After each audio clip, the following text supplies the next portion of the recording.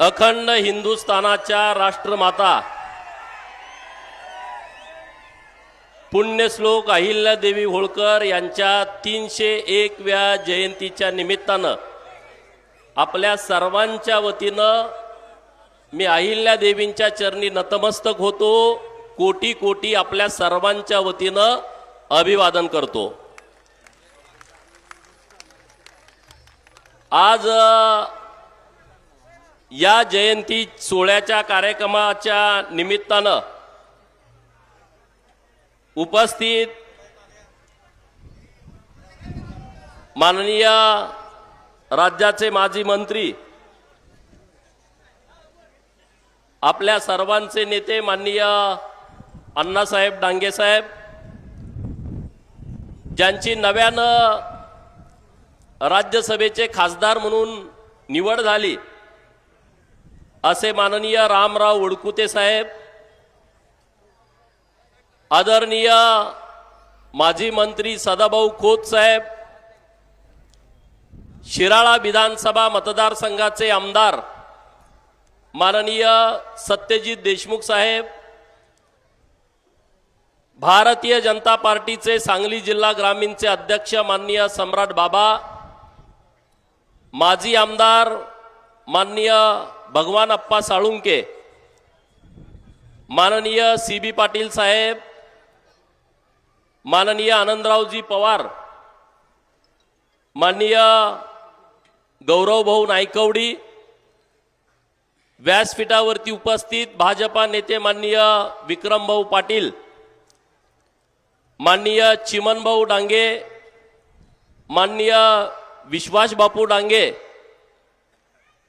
उपस्थित माननीय सागर मलगुंडे, रघुभाऊ कोळेकर, झडपी सदस्य माननीय संताजीराव मेटकरी, उमेश कोळेकर, चंद्रशेखर तांदळे, युवा नेते अक्षय पाटील, अमोल विरकर, कृष्णात गावडे महाराज, जयराज पाटील, कोल्हापूरहून या कार्यक्रमासाठी आलेले उपस्थित माननीय बबनरावजी रानगे, प्रकाशजी कनप आणि धनगर समाजाची जी तीर्थस्थान आहेत त्या सर्व स्थानाचे आमचे सर्व पुजारी इथं उपस्थित आहेत. मी त्यांच्या चरणी नतमस्तक होतो.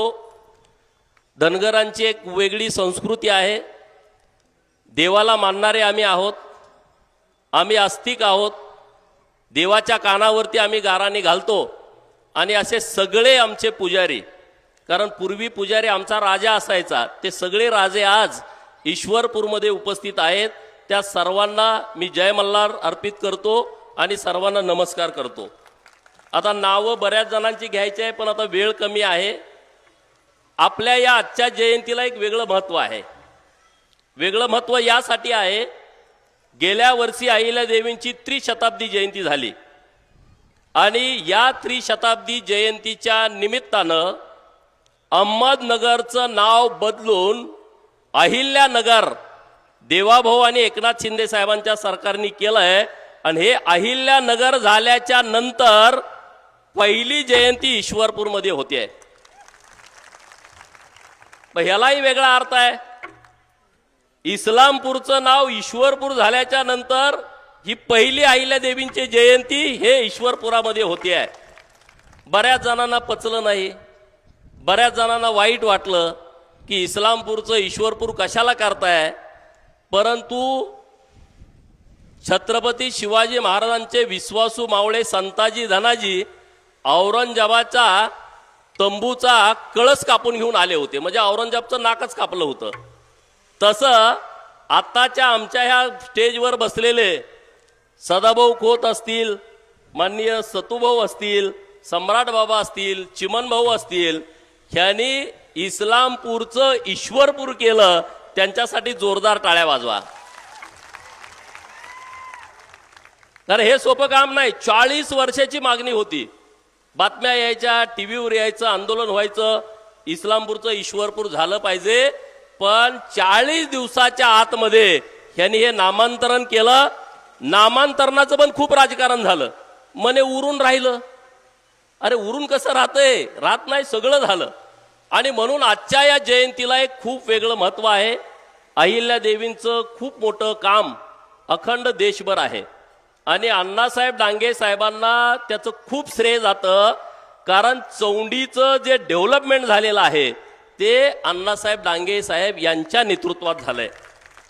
तो वाडा असेल, तिथं अहिल्यादेवींचं स्मारक असेल किंवा तिथलं सगळी देखभाल असेल, ते अण्णासाहेबांच्या नेतृत्वामध्ये आजही केली जाते. परंतु आपलं सरकार हे आल्याच्या नंतर खूप मोठं चौंडीचं डेव्हलपमेंटचं काम हे सरकारनं हातामध्ये घेतलंय. जवळपास 1000 कोटी रुपयाचा आराखडा सरकारनं मंजूर केलेला आहे आणि आचारसंहिता झाल्याच्या नंतर चौंडीमध्ये स्मारकाचं काम प्रत्यक्षात चालू होणार आहे. माननीय मुख्यमंत्री यांचं मनपूर्वक आभार करण्यासाठी आपल्या ईश्वरपूरमध्ये जोरदार टाळ्या वाजवून त्यांना धन्यवाद द्यावं. अरे अहिल्यादेवींची जयंती कधी साजरी झाली कुणाला कळतच नव्हतं. काय काय गडी असे आहेत की अहिल्यादेवींची जयंती साजरी करायला जायचं कुठं त्यांच्या पुढं प्रश्न पडतो. कुठं जायचं? आता 31 तारखेला पण इथले गडी शोध होते, जायचं कुठं? मग फोटो कुठं तर आणायचा आणि पूजा. कारण अहिल्यादेवींचं स्मारक ईश्वरपूर अखंड तालुक्यामध्ये नाही आणि म्हणून आजच्या जयंतीच्या दिनानिमित्त आपण ठरवलं पाहिजे. गेल्या वर्षी कुणीतरी फेटे बेटे बांधून घेतले, म्हणले आम्ही अहिल्यादेवींचं स्मारक पुढच्या वर्षापर्यंत पूर्ण करणार. आजपर्यंत ते कुठलं पूर्ण नाही. मी तुम्हाला आवाहन करतो, इथल्या सत्ताधाऱ्यांच्याकडून आपल्याला स्मारक नको आहे, आपल्याला ते स्मारक सगळ्यांच्या सहभागानं उभा करायचं आहे. मान्य आहे का तुम्हाला? चिमन भाऊंचं काम जागा उपलब्ध करून देणं. सदाभाऊ आहेत, मी आहे, चिमन भाऊ आहेत, सतूभाऊ आहेत, सगळे आम्ही फंड तुम्हाला उपलब्ध करून देतो आणि अहिल्यादेवींचा पुतळा आपण लोकवर्गणीतनं उभा करू. कारण ते सन्मानाचं प्रतीक असणार आहे, ऊर्जा देणारं प्रतीक असणार आहे. समोरचे लोक म्हणा आम्ही स्मारक बनतो, ते गुलामीचं चिन्ह होईल. ते स्मारक आम्हाला नको आहे आणि त्यांनी गरज पण नाही. आतापर्यंत झोपले होते का नाही? अहिल्यादेवी काय आता का नाही झालं? अण्णाभाऊ साठेंचं स्मारक मोठ्या प्रमाणात नाही झालं. कर्मवीर भाऊराव पाटलांचं स्मारक, अरे एवढ्या लोकांना त्यांनी हजारो लाखो लोकांचं कल्याण झालं. कर्मवीर भाऊरावांच्या नेतृत्वामध्ये त्यांचं या तालुक्यामध्ये गाव असताना पण स्मारक झालं नाही. हे सगळं काम आपल्याला अहिल्यादेवींच्या जयंतीच्या निमित्तानं आपल्या सर्वांना हातामध्ये घ्यायचं आहे. हे आपण सगळ्यांनी लक्षात ठेवा. अरे अहिल्यादेवींचं इतकं मोठं काम आहे. एका सामान्य कुटुंबातली मुलगी, चौंडी सारख्या छोट्या गावातल्या मानकोजी शिंदे, सुशीला शिंदेच्या पोटची मुलगी, 8व्या वर्षी त्यांचा विवाह होतोय. अरे 8 वर्षात काय कळतं सांगा ना? 8व्या वर्षी विवाह होतोय. 29व्या वयाच्या वर्षी त्यांना खंडोळराय आपले राजे कुंभेरीच्या युद्धामध्ये त्यांना मरण येत आहे. सुभेदार मल्हारराव होळकरांचं निधन होत आहे. गौतमीबाई सासूंचं निधन होत आहे. मुलगी मुक्ताईचं निधन होत आहे. मुलगा मालेरावाचं निधन होत आहे. जावाई यशवंतराव फणसेंचं निधन होत आहे. खंडेरावांच्या सोबत त्यांच्या सगळ्या राण्या सती जात आहेत. मालेरावांच्या नंतर त्यांना एकटे पण येत आहे. माहेरकडचे सगळ्यांचं निधन होत आहे. काय परिस्थिती असेल बघा. एकदम तरुण असताना इतकी रक्ताच्या नात्यातली लोक, त्यांचं इतकं दुःखद निधन होत आहे तरी सुद्धा त्या डगमगत नाहीत, त्या ताकदीनं उभा राहत आहेत. त्यांनी अखंड हिंदुस्थानामध्ये काम केला. मराठ्यांची राज्यसत्ता अखंड हिंदुस्थानामध्ये होती. काही काळानं मराठ्यांची राज्यसत्ता हिंदुस्थानावरची कमी कमी होत आली, परंतु सांस्कृतिक सत्ता आज पण मराठ्यांची अखंड देशभर आहे. त्याची 2 कारणं आहेत. एक छत्रपती शिवाजी महाराज आणि दुसरं पुण्यश्लोक अहिल्यादेवी होळकर. कारण अहिल्यादेवींनी जे काम केलंय अखंड देशभर ते आजही आपण बघतोय. वाराणसी काशीच्या विश्वेश्वराचा जीर्णोद्धारापासून 12 ज्योतिर्लिंगाच्या जीर्णोद्धारापर्यंत असेल, काशीमध्ये 3 घाट बांधण्याचं असेल, शरयू नदीवरती 12 घाट बांधण्याचं काम असेल, हे असंख्य काम अहिल्यादेवींनी केलंय. नुसतं त्यांनी ते काम केलं नाही. सत्ताधीश होत्या पण सिंहासनावरती कधी बसल्या नाहीत, कधीच त्या बसल्या नाहीत. न्याय देण्यामध्ये त्या नंबर 1ला आहेत. पुण्यश्लोक ही पदवी फक्त 4 लोकांना अहिल्यादेवींच्या पूर्वी मिळाली आहे आणि त्याच्यानंतर हे पुण्यश्लोक अहिल्यादेवींनाच मिळालेले आहे. अशी पदवी 6व्या कुठल्या माणसाला मिळालेली नाही. आणि म्हणून पुण्यश्लोक अहिल्यादेवींचं काम इतकं मोठं आहे आणि ते काम आपल्याला पुढे घेऊन जायचं आहे. आणि तुम्हा सगळ्यांना माझी विनंती आहे, इतक्या मोठ्या संख्येनं तुम्ही सगळेजण जमलाय. कारण सुभेदार मल्हारराव होळकर त्यांचं सातारा जिल्ह्यात गाव होतं, होळमुरुम.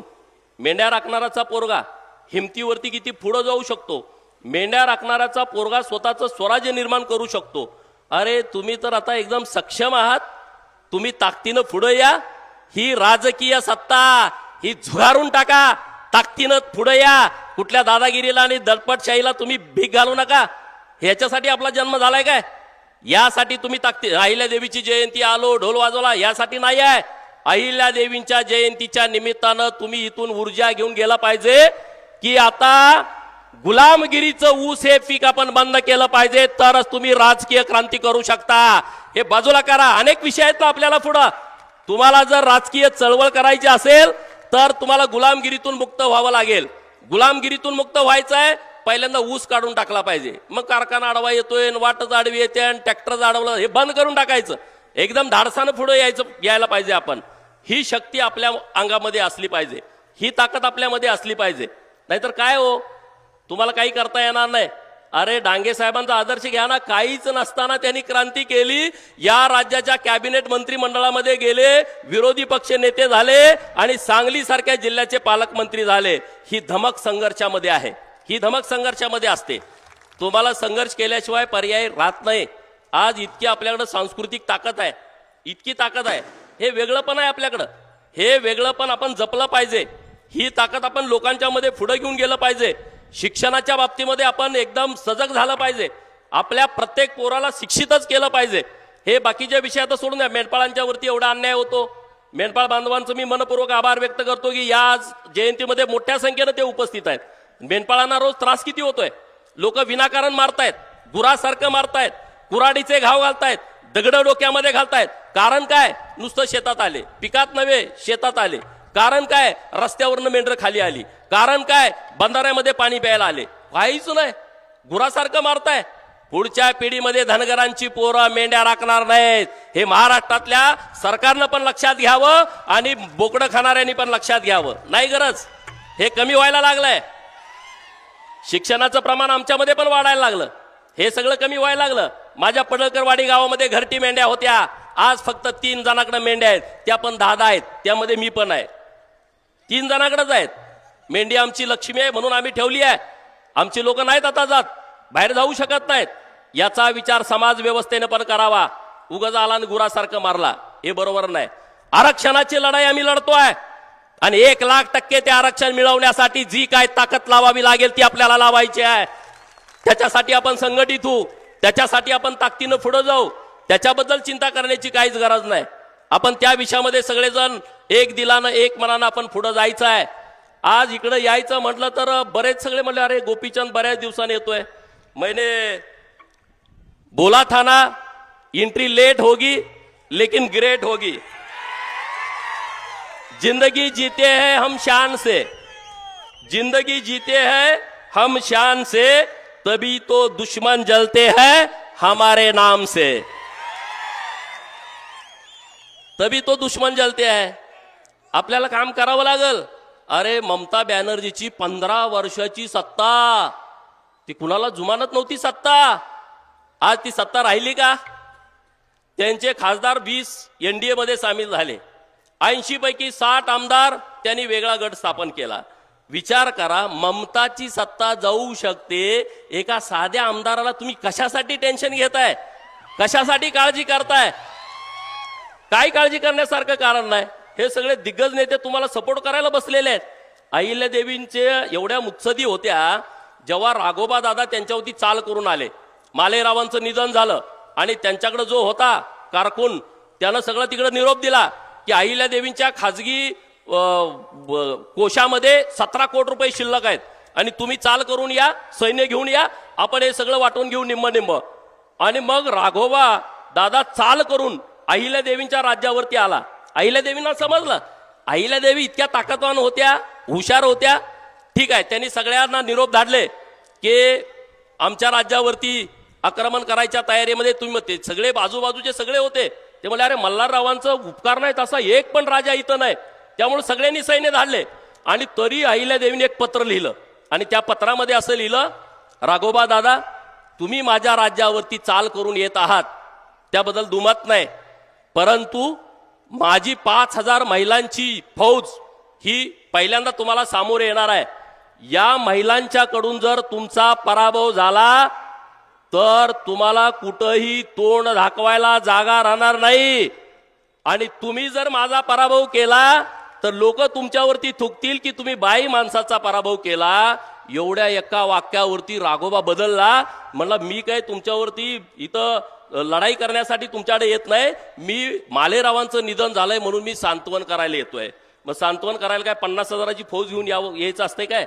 अरे अहिल्या देवीने लिंगार्चन पूजा एक केली चालू त्यांच्या काळामध्ये, शस्त्र लिंगार्चन पूजा. तुम्ही महेश्वरला गेल्याच्या नंतर कळल, दर दिवशी 108 ब्राह्मण रोज 1351 लिंग तयार करायचे, एक ब्राह्मण असे 108. मग ते किती झाले बघा. आणि ते महेश्वर, इंदोर आणि चौंडी या परिसरातल्या जनतेला सुख समाधान शांती मिळावी म्हणून ते लिंगार्चन पूजा करायचे. आणि आता पण ती पूजा चालू आहे. मी तुमच्याशी बोलत असताना आज सकाळी 7 ब्राह्मणांच्या हस्ते महेश्वरच्या राजवाड्यामध्ये लिंगार्चन पूजा चालू आहे. आज हे पहिल्यांदा असं घडत असेल. 250 वर्षापूर्वी चालू केलेली लिंगार्चन पूजा आज पण चालू आहे. आणि म्हणून जास्तीचं मी बोलत नाही. तुम्हा सगळ्यांना माझी विनंती आहे, चिमन भाऊंच्या नेतृत्वामध्ये ही आज आपली सगळ्या जयंतीचा कार्यक्रम भव्य दिव्य स्वरूपामध्ये होतोय. आणि मला वाटतंय आजची जयंती ही क्रांतीची ठिणगी पडलेली असेल, क्रांतीची ठिणगी पडलेली असेल. ज्यांना ज्यांना सत्तेचा माज आहे तो माज या जयंतीच्या नंतर जिरल्याशिवाय राहणार नाही. हे माझं वाक्य तुम्ही लिहून ठेवा, हे वाक्य लिहून ठेवा. आणि शेवटी काय आहे, शेवटी आपल्याला राजकारणच करायचं असते. लोक म्हणते जयंतीचा कार्यक्रम आहे राजकारण, मग काय काय गोट्या खेळता का? काय करता? काय करणार तुम्ही? अरे अहिल्या देवी महाराणी होत्या, मग तुम्ही तसं काहीतरी करा ना. सुभेदार मल्हारराव सुभेदार होते, महाराजा यशवंतराव होळकर यांनी स्वतःचा राज्याभिषेक करून घेतला. मग तुम्ही काय करताय? घोषणा देता का नुसत्या? काय उपयोग नाही. ही बिंडोक लोक आहेत. राजकारणाचा यांना उपयोग नीट करता आला नाही. मी एक उदाहरण तुम्हाला देणार आहे. ही देवाच्या विरोधातली लोक आहेत. आपण देवाला मानणारी लोक आहोत. तीर्थक्षेत्र ब राज्य सरकार मंजुरी देतं आणि प्रत्येक मंदिराला 5 कोटी रुपये देतं. इथले मंत्री असताना 3 सप्टेंबर 2011ला श्री सीतादेवी मंदिर शिरटे एका मंदिराला तीर्थक्षेत्र ब चा दर्जा दिलाय. 1 रुपयाचा निधी दिला नाही. आपले सगळे वाघ व्यासपीठावरती बसलेत. त्यांनी आपलं सरकार आल्याच्या नंतर काळंबा देवी देवस्थान, जिनेश्वर मंदिर समडोळी, मरळनाथ मंदिर मरळनाथपूर, हनुमान मंदिर तुंग आणि सीतादेवी मंदिर यांना सगळ्यांना 5-5 आणि 24 कोटी रुपयाचा निधी दिलाय. म्हणजे आम्ही जे काही विषय मांडतो ते विषय आम्ही मुद्द्याला धरून मांडतो, असं काही नाही. मुद्द्याला धरून आम्ही विषय मांडतोय कारण आम्ही देवाच्या पाठीमागं, देव आमच्या पाठीमागं आहे. आणि आज आमचे सगळे, मला चिमन भाऊला खरं तर धन्यवाद द्यायचा आहे. सगळी मंडळी तुम्ही आज एका व्यासपीठावरती आणलेले आहेत. पहिल्यांदा असं झालंय, सदाभाऊ मला म्हणायला लागले धनगर समाजात पण महाराज आहेत का? अहो म्हणले आमचे महाराज लय आहेत. हे थोडे जण इथं आलेले आहेत. आमच्या मायाका देवीचे पुजारी पण आलेले आहेत. मायाका देवीचे पुजारी तर लिंगायत आणि धनगर 2 पुजारी आहेत मायाका देवीला. आणि त्यामुळं पुढच्या महिन्यामध्ये आम्ही एक हलमत परिषद घेणार आहे. आणि तेव्हा तुम्हा सगळ्याला मी निमंत्रण देण्याच्यासाठी मी तुमच्या प्रत्येक आपल्या मंदिराच्या ठिकाणी तुम्हाला सगळ्यांना भेटण्यासाठी येणार आहे. आपल्या प्रत्येक मंदिराचा तीर्थक्षेत्र ब चा प्रस्ताव करा. माझी तुम्हाला सगळ्यांना विनंती आहे. 5-5 कोटी रुपयाचा निधी प्रत्येक धनगर समाजाच्या तीर्थक्षेत्र ब असणाऱ्या मंदिराला देण्याची जबाबदारी आमची व्यासपीठावरच्या सगळ्या लोकांची आहे. त्याची काळजी आम्ही घेऊ. आरेवाडीचा 150 कोटी रुपयाचा आराखडा मंजूर करून तो आता राज्य सरकारकडे आम्ही पाठवलेला आहे. तर हे सगळं काम आपल्याला टप्प्याटप्प्यानं करायचं आहे. आपले सगळे तरुण मित्र अत्यंत उत्साहात आहेत. ह्या जयंतीच्या निमित्तानं महिला मंडळी आमच्या मोठ्या संख्येने इथं उपस्थित आहेत. आणि तुमच्या हातामध्ये सगळं आहे. कारण अहिल्या देवी, आपल्या अहिल्या नाव घेतलं ना, 12 ज्योतिर्लिंगाचं दर्शन घेतल्याचा अनुभव येतो. अहिल्या नावामध्ये इतकी ताकद आहे. नावामध्ये 4 वेद आणि 18 पुराण याचं सगळं आशीर्वाद हे फक्त अहिल्या नावामध्ये मिळतंय. अहिल्या ह्या देवीच आहेत, साक्षात देवी आहेत. इतकी ऊर्जा कुठल्याही महिलेमध्ये अखंड जगामध्ये नाही. इतकी क्षमता, इतकी ताकद आणि इतकं काम त्या काळामध्ये 28 वर्ष राज्यकारभार करणं हे कुणाचंच काम नव्हतं. ते अहिल्या देवींच्या हातून घडलंय. आणि हे काम आपल्याला सगळ्यांना पुढे घेऊन जायचं आहे. एवढंच या निमित्तानं बोलतो आणि थांबतो. जय हिंद, जय महाराष्ट्र. धन्यवाद, धन्यवाद साहेब. यानंतर आजच्या कार्यक्रमाचे प्रमुख अतिथी राज्यसभेचे नवनिर्वाचित सदस्य खासदार रामराव वडकुते साहेब यांना विनंती करतो, आपण या ठिकाणी आम्हा सर्वांना